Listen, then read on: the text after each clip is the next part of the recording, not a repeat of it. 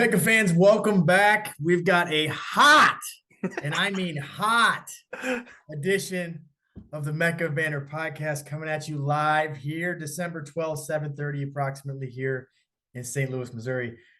We are going to highlight and predict these final four matchups which begin tomorrow, December 13th. And holy, my boys, we got some tasty stuff. Round of 8 was nuts. It is. It is because we've got the GOAT, we've got the young GOAT, we've got the Cinderella story in Morocco, and then we've got the possibly GOAT midfielder. You could throw him in there, Luka Modric. I mean, he'd enter the conversation. He's definitely worth it. No doubt. But I think there's no better way to start than looking at Argentina, Croatia, which is tomorrow, the 13th. I think we should start.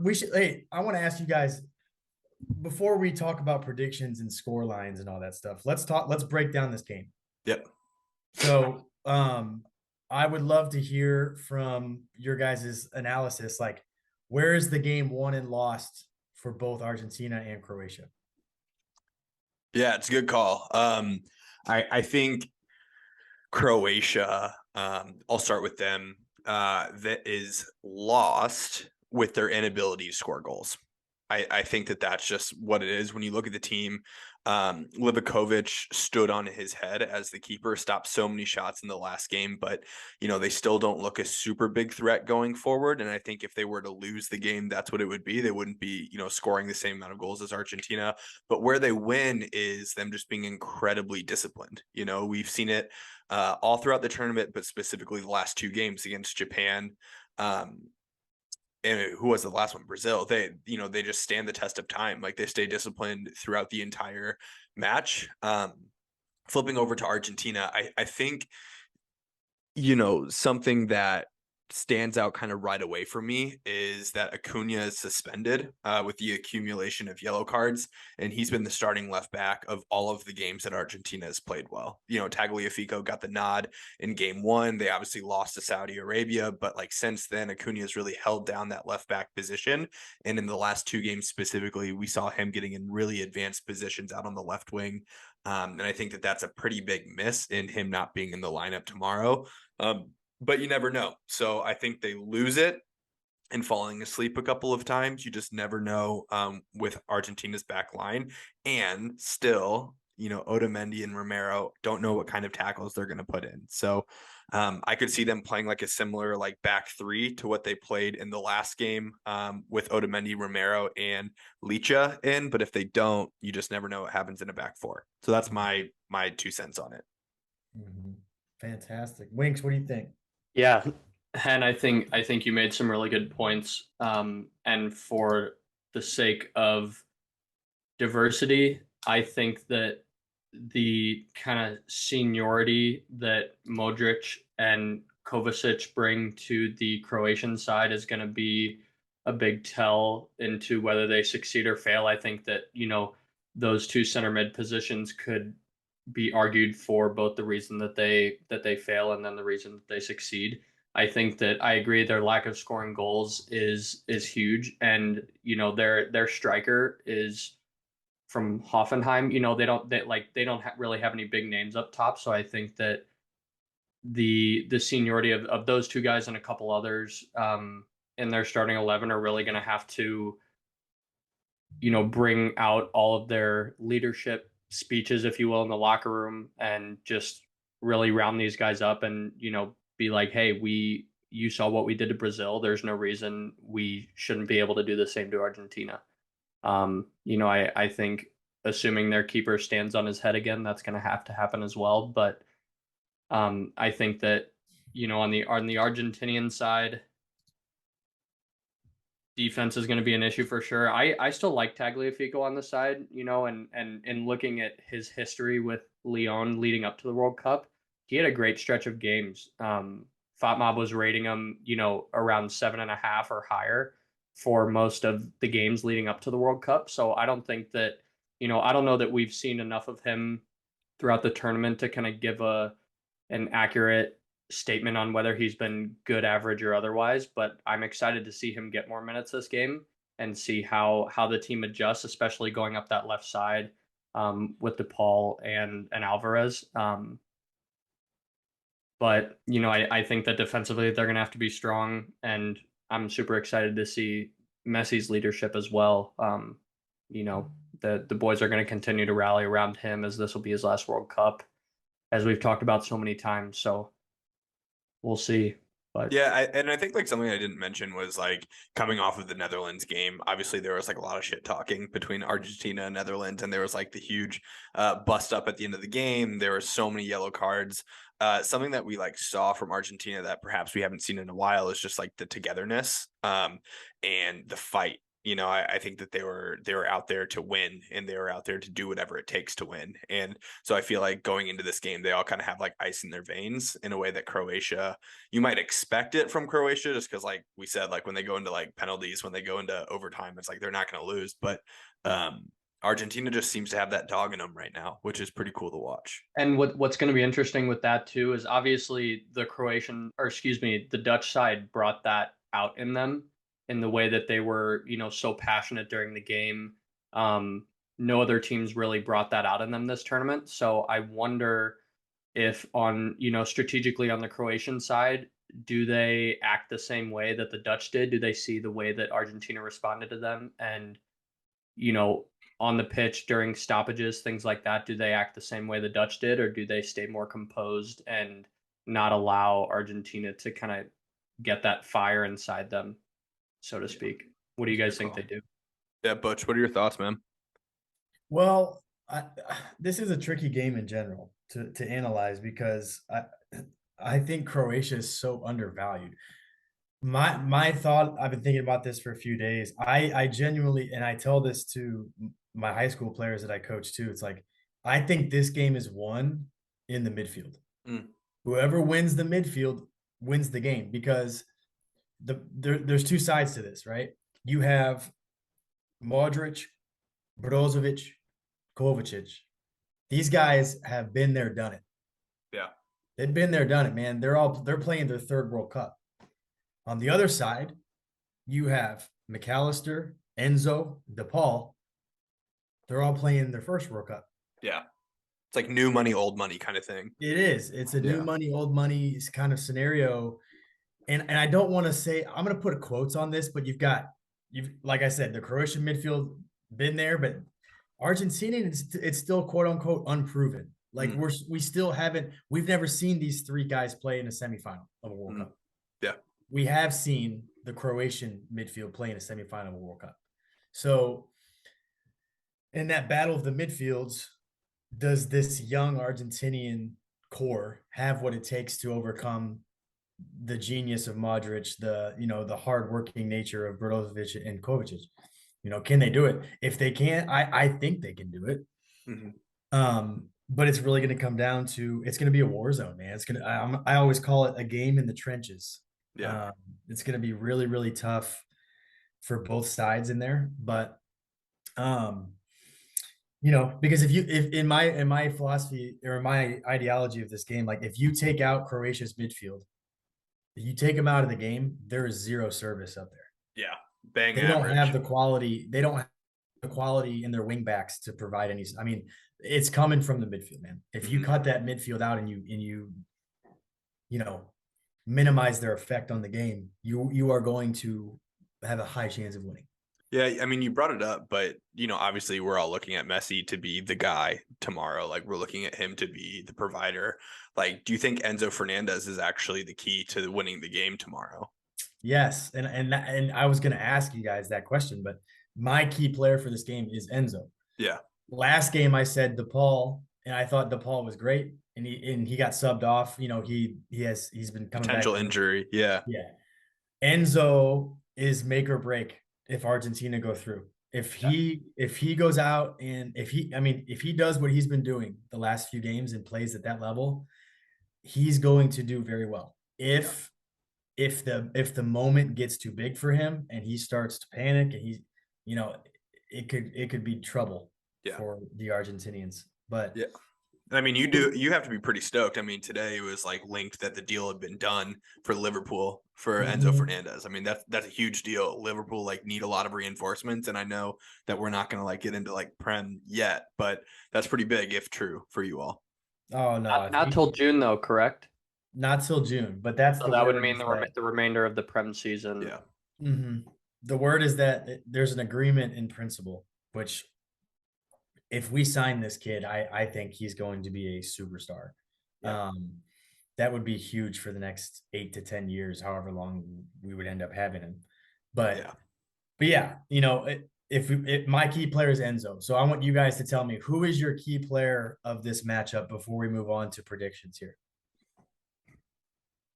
And you can't say I think we should stay away from Yeah. Messi. Yeah, I Messi, know that's Let's stay away from Messi and Messi. Modric here. Let's think like guys who maybe don't get the spotlight, but you think could have a moment of magic where they Yeah. do. What do you think? I got mine. Do you want me to go, Wings? Go Yeah, ahead. yeah. Go ahead. Yeah. Okay. So mine truthfully is Julian Alvarez. I would go Enzo as well, but for the sake of being different, the reason that I say that is he's been having a great tournament. Great tournament. We talked about on the last pod of how he reminds us of Sergio Aguero and he pops up in spaces. But I think that Messi's obviously just going to attract so many guys. Like, how many photos have we seen of like Messi attracting 5 guys at once, but then he'll just dink that little pass off to the side? I just think that he's going to get free on a singular chance and net it, and it's going to completely change what's going on in the game. Last game, there was an opportunity that he hit into the side netting that, probably could have cemented a win, but I think he's going to play a big part tomorrow. And outside of Enzo Fernandez, I do think that it's Julian Alvarez that's going to make the difference. Mhm. And also, like, I'll throw out like Vardiol, like as a center back for Croatia. He is like locked into my team of the tournament. Like, he's the first name on the team sheet for me as that center back. He's been an outstanding player, potentially even like the young player of the tournament for me, next to Enzo Fernandez and Chouameni from France. But I think that he's going to be key for them. But I think Julian Alvarez is just going to sneak away and receive a pass when he needs to. It's a great shout. Yeah. Winks, what do we think? Yeah, you both make great points. And I think again for the sake of diversity, but sticking on the Argentinian side, I'm gonna go with Angel Di Maria. I think that we haven't seen a whole lot from him this tournament, and this is assuming he starts. Obviously he didn't start against Australia, but he's been semi-absent this World Cup, and I think that going back to Henry's point about Messi attracting so much attention up front, I don't see Julian Alvarez not attracting some attention as well, because of how he's performed. Right, talking about him as one of the young players. I don't see Croatia not putting bodies on him as well. And I'm not saying that Di Maria is gonna be scoring goals or anything, but I think we're gonna see a lot more opportunities for him to put some balls into the six tomorrow, and create chances for his teammates. Something that again we haven't seen a whole lot for. I think he has 1 assist this tournament. Yeah, and he's been hurt too, so like you never know if he'll even play. Yeah. Like that was like in the last game where he was on the bench but didn't see the field. I don't think because he was hurt and can't do it. The one thing that he does have in his locker is like the Olympico from the corner. Like he's tried it twice this tournament where he's almost scored both times. And I remember watching that, and he did that last game. We all jumped out of our seat. I mean, nuts. I remember your pup Remy was going crazy trying to figure out what we were all going crazy Excited about. Yeah. But I think as another seniority piece to that team, and one that's been sort of lackluster this tournament, assuming he plays, he's going to have to step up. And I think that we could see some service from him tomorrow. Yeah. Yeah, and we all know that Di Maria is a man that is capable of a moment of brilliance. Like he won the Copa America, right, with that goal, that chip. Yep, 1-0. Won him the game. Won him the title. He can do it, and I'm gonna go. He's one of the most underrated players of the generation, man. I say it all the time around you guys when we're just hanging out. That dude's a baller. I hate that take. He's just if you think he's overrated, take that cap off your head, bro. Bro, I hate Take that that take so cap off much. your head, bro. Come on now, son. Okay, I'm just messing. France, Morocco. Yeah, no, well, we got to make our predictions here for Oh, Argentina. yep. What's our score lines? What's our 2-0. score? Yep. I think 2-0. Messi is the man of the match with the goal and an assist. I just see it happening. He's on a mission right now, man. Like he is just different right now. So 2-0. That's what I'm going for. Wings. I'm going to join you 2-0. I think after Emi Martinez's incredible performance in PK's last game, I think he gets a clean sheet tomorrow, 2-0.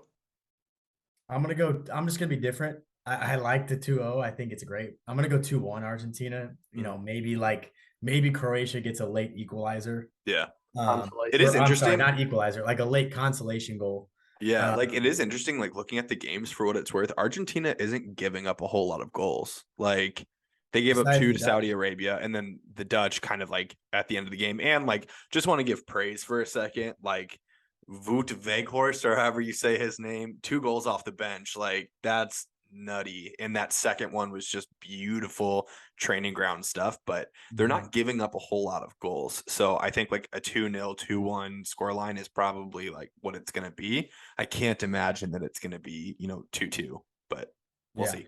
Yeah. No, that's I've been wrong before, I went 1 for 4 in my predictions last round, and Jesus Christ, it I was think terrible. most of us went 2 for 4. So Yeah. bro. All right, let's transition now. We'll finish up our last segment here of the podcast, just kind of covering the other game on Wednesday, December 14th. We have Morocco against the defending World Cup champions, France, who are back in the semifinals. Fellas, France is freaking scary good, man. I don't know about you all. I was thinking about this the other day. I feel like this entire tournament, France has just been like the silent killer. Like we all knew going into it that they were really good. And I think because of that and because they won the last World Cup, people just like didn't really talk about them a whole lot. And even all through the group stage, we talked about Spain, we talked about Germany, we talked about, Argentina, we talked about the storylines, and France just like quietly went about their business and just continued to win games. And like same thing happened against England. They just continued to win. And like I'm looking at them at the semifinal right now. And I'm like, truthfully, I haven't even thought about France until the England game. And even during that game, I thought England looked better. And it was a Harry Kane miss away from, a tie ball game. And we'll see what happens in extra time. But like France has just been like silently going about their business and winning games. And that's what it takes to like obviously win this tournament. You have to win every team that you're playing. But I've been kind of like surprised that they've gone this far, to be honest with you. Maybe I shouldn't because of how talented they are, but I have. Well, I think, with France, obviously we talk about their depth a lot. We talk about their wealth of talent, all these guys that are out injured for this World Cup that haven't played, but yet they still have so much talent every position. Mm-hmm. Every position, there's 1 or 2 that they still have on this roster that are just top players. Yeah. And for me, the catalyst of it all, and if it weren't for Messi, would be my player of the tournament is Griezmann. Ooh, good shout. Like, yes, Mbappe's got the goals. Sure. He's had a great World Cup. But Antoine Griezmann, he's got 3 assists in the 5 games they played. His overall match rating, his average match rating for this World Cup is like 7.85. Mm-hmm. It's pretty solid. And that's without a goal. Imagine if he had scored a goal or 2. Yeah. I do think that I don't know. I'm just going to be critical just for the sake of being critical. And so early on in that France-England game, he put in like quite a few tackles. And I think all of us early on just were like, Butchie, good shout with Griezmann. Like we were all kind of giving you props. But throughout the game, I feel like he just kind of like fell away, truthfully. And there was like a couple moments where like I might have expected a little bit more from him. But the thing is about Griezmann that is just dangerous is like he's dropping into the 10 role. We gave him a lot of props on the last pod, so I won't go too into it, but his dead ball delivery is lethal. Like kid could not do anything all game. He gets 1 free kick and just puts it perfectly on someone's head. Like that is so dangerous. And I agree with you. He's been way up there and potentially even into the team of the tournament. I don't know if he's a lock for me as player of the tournament other than Messi, but he's been playing pretty well. But I also look at Chouameni, man. Chouameni's made it happen. Sure, he scored that huge goal against England, but he's played like pretty much every minute of the tournament so far, and he has been the staple of that France team, in my opinion. Mm-hmm. Yeah, no question about it. Winks, I want to ask you a question to give, as we get your analysis here on this. As an Arsenal fan, as a gooner, like your leg tattoo says, France make the final. If they make the final, if they win this game, and I think this person is going to be a big person why, or a big reason why. Is Giroud the greatest French striker of all time?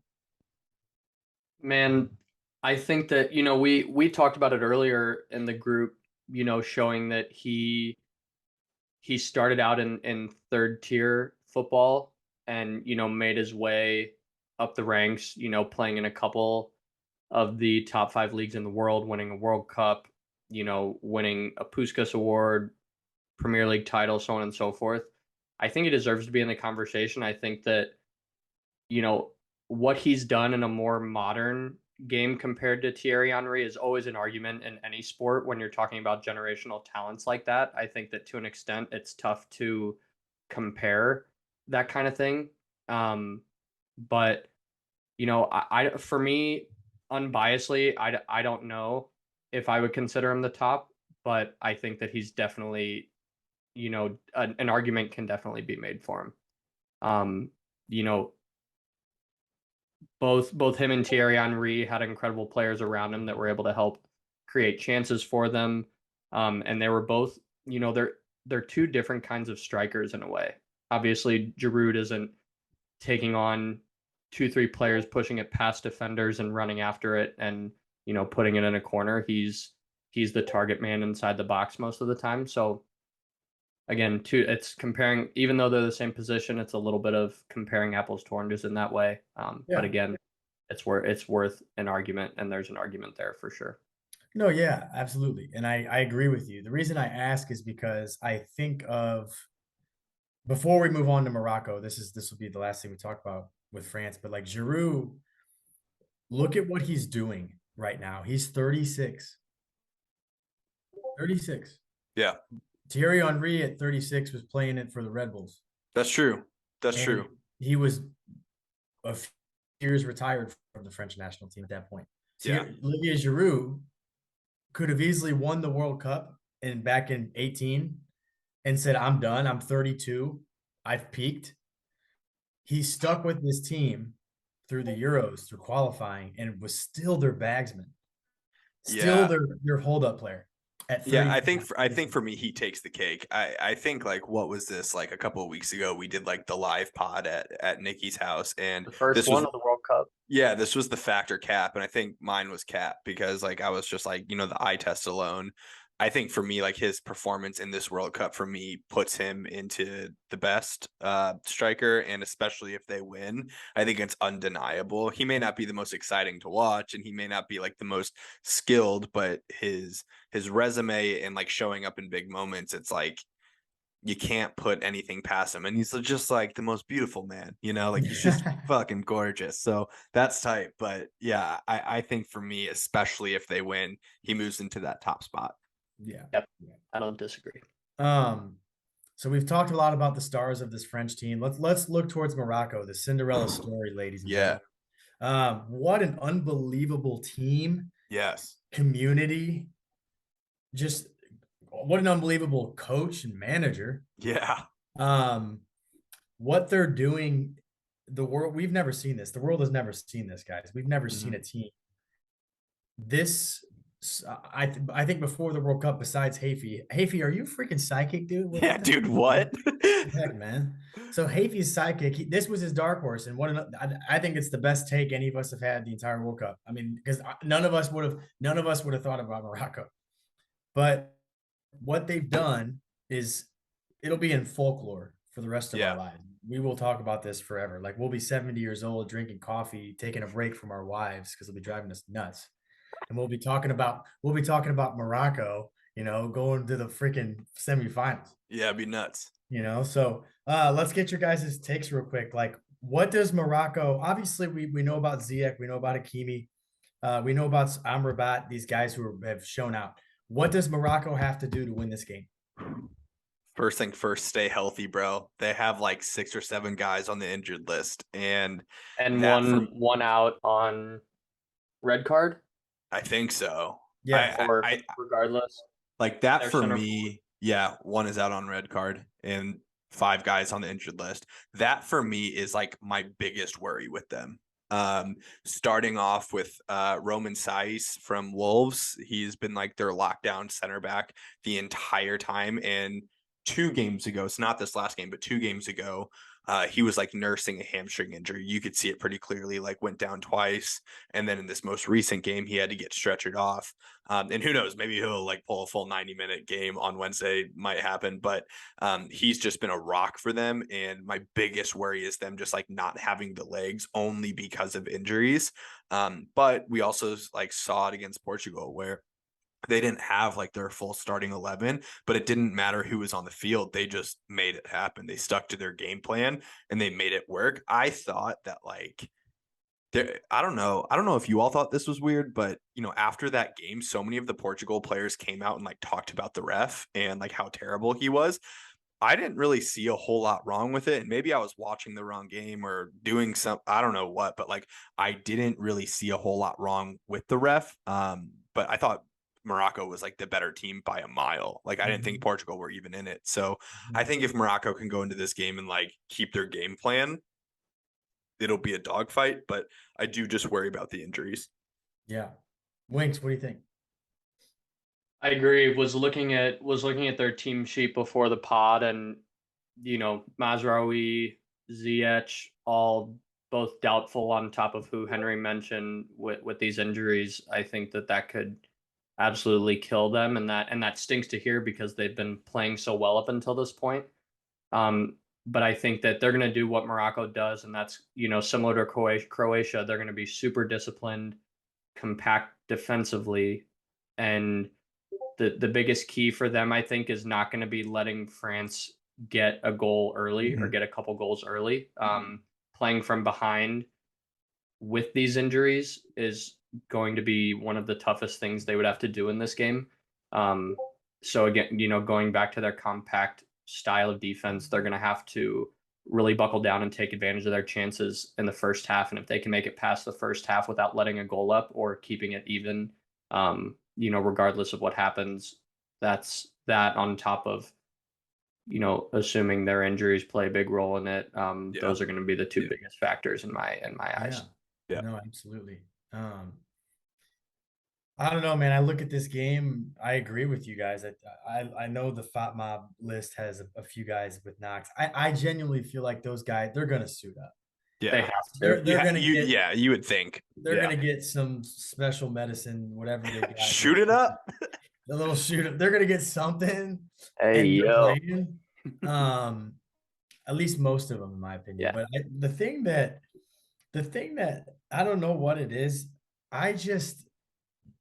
I'm telling you, man, this Morocco, the discipline and ability to compact space, to make space so compact, and tight, to where teams can't play out. I've never seen a team do this. Like a team like this that doesn't have superstars. I've never seen it before. How good they are at it. And their head coach, we were reading, he's been with them for 3 months.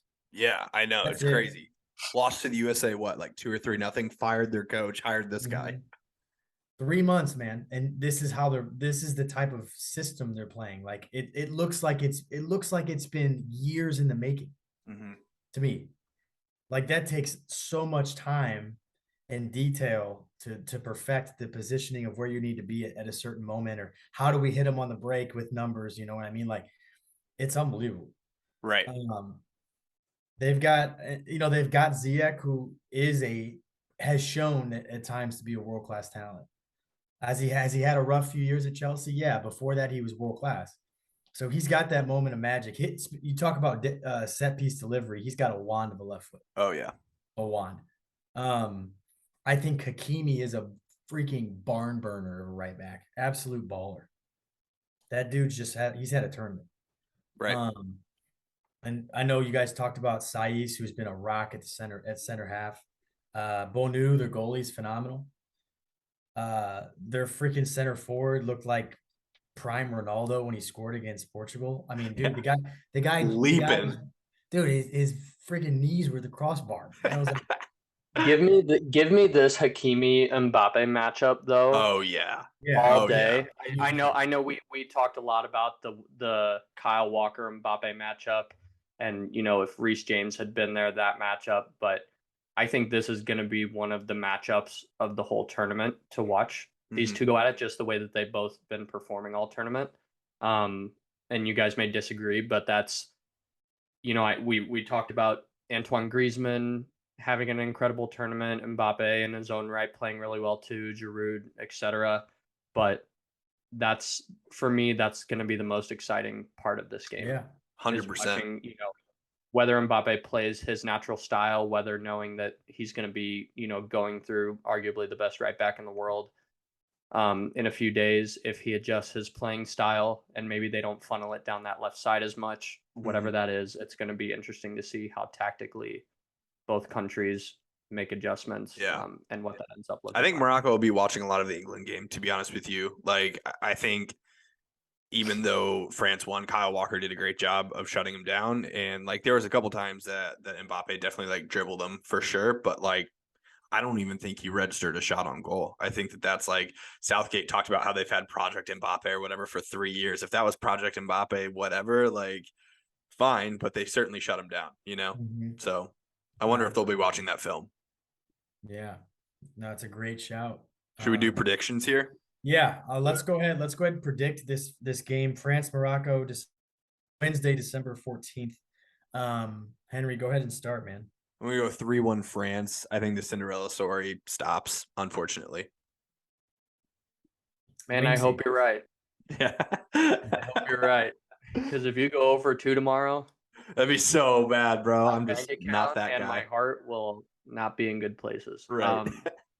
Yeah, I'm gonna go 2-0 again in this one. I think that as much as I hate to use the word cruise in a semifinal game of a World Cup, I think that France cruises. It could even be 3-0 in this game. I think that I think that they would have beaten Portugal in this game as well. I would love to see a Cinderella story continue, but as Henry said, I think that their time is up. You're smiling. I know that something's coming. I'm gonna be different because I just have a feeling in my gut. Like I had this same feeling in my gut when I told you guys that I thought Croatia Brazil was gonna be a very tight game that could go either way. And I have the same feeling now. I think I'm taking Morocco 2-1. Ooh, 2-1. Morocco's going to the promised land of the final where they will lose to Leo.